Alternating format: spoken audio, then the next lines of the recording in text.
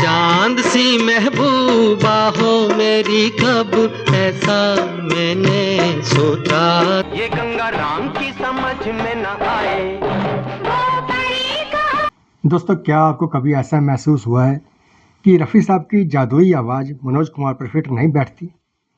शायद नहीं, क्योंकि रफ़ी साहब की आवाज़ तो हर अभिनेता के लिए जैसे बनाई गई हो।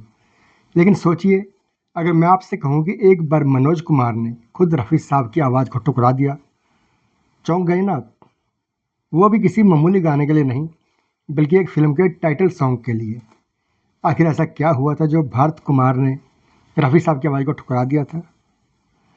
दोस्तों, ऐसा क्या हुआ था जो मनोज कुमार साहब ने रफ़ी साहब जैसे लेजेंड का विरोध किया था? कौन सी थी वो फिल्म, और इस कहानी के पीछे की सच्चाई क्या है? इन सवालों के जवाब आपको मिलेंगे इस वीडियो में। तो दोस्तों, शुरू से लेकर अंत तक देखते रहिए। कहानी अभी शुरू हुई है दोस्तों। साल था 1967 और सिल्वर स्क्रीन पर एक ऐसी फिल्म तैयार हो रही थी जिसने संगीत प्रेमियों के दिलों पर गहरी छाप छोड़ी। फिल्म का नाम था पत्थर के सनम। गफ्फार नाडियावाला के प्रोडक्शन और राजा नवाथे के निर्देशन में बनी इस फिल्म में मुख्य भूमिका निभाई थी मनोज कुमार और वहीदा रहमान ने। अब बात करें फिल्म के गानों की, तो यहाँ संगीत का जादू रचा था मजरू सुल्तानपुरी के दिल को छू लेने वाले बोलों और लक्ष्मीकांत प्यारेलाल की लाजवाब धुनों ने। फिल्म में कुल 6 गाने थे। इनमें से 5 गानों की रिकॉर्डिंग मुकेश, लता मंगेशकर और आशा भोसले की आवाज़ में पहले ही पूरी हो चुकी थी। लेकिन कहानी में ट्विस्ट तब आता है जब एक खास गाना, फिल्म का टाइटल सॉन्ग, अब तक रिकॉर्ड नहीं हुआ था। इस गाने की अहमियत सिर्फ धुन या बोलों में नहीं थी, बल्कि इसे आवाज़ देने वाले रफ़ी साहब की उपस्थिति इसे और ख़ास बना रही थी।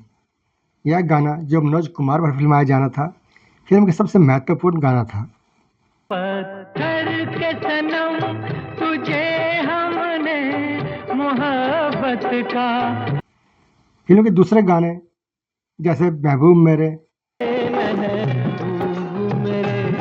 महबूब मेरे, तौबा ये मत वाली चाल, झुक जाए फूलों की डाल, और तौबा ये मतवाली चाल, इन जैसे गानों ने पहले ही दर्शकों का मन लुभा लिया था।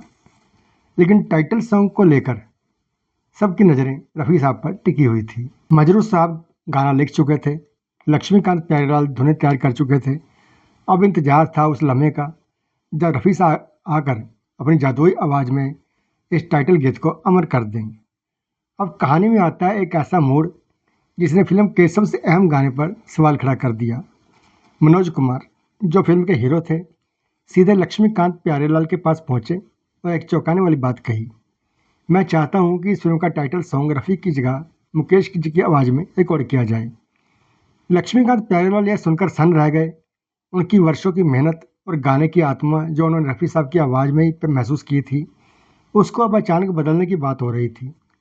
उन्होंने मनोज कुमार को बहुत समझाया, मजरू साहब के लिखे इस गीत की भावना और हमारी धुन रफ़ी साहब के लिए बनाई गई है। यह गाना उनकी आवाज़ में ही जीवंत हो सकता है। लेकिन मनोज कुमार अपनी बात पर अड़े रहे। इस बहस ने एक नया मोड़ लिया जब मनोज कुमार सीधे फिल्म के प्रोड्यूसर गफ्फार नाडियाडवाला के पास पहुंचे। गफ्फार साहब, जो संगीत के गहरे जानकार थे, उन्होंने बड़ी शांति से इस विवाद को संभालने की कोशिश की।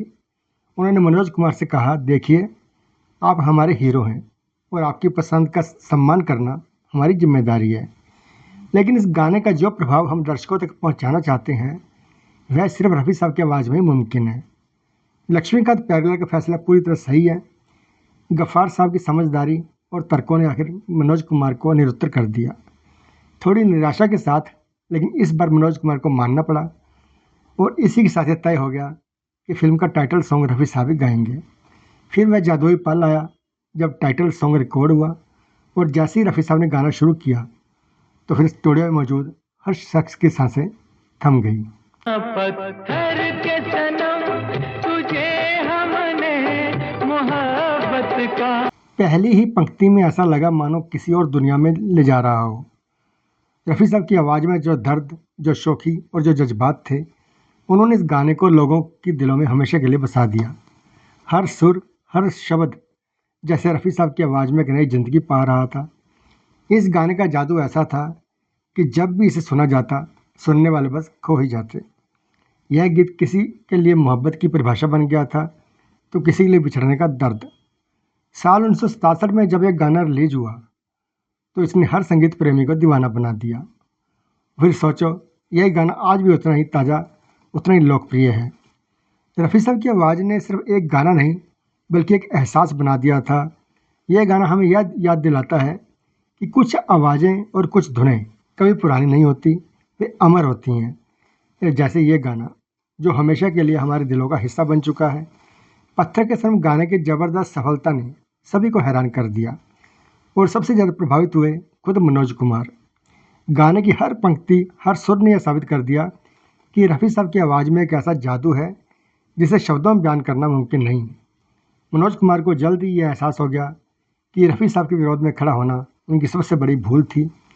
यह गाना न केवल एक हिट साबित हुआ बल्कि यह भी सिखा गया कि कला और कलाकार के प्रति विश्वास रखना कितना ज़रूरी है। इस कहानी का सबसे खूबसूरत हिस्सा यही है दोस्तों। अगर आपको वीडियो पसंद आया हो तो लाइक कीजिए, शेयर कीजिए और ऐसे ही और वीडियो देखने के लिए हमारे चैनल को सब्सक्राइब जरूर करें। धन्यवाद।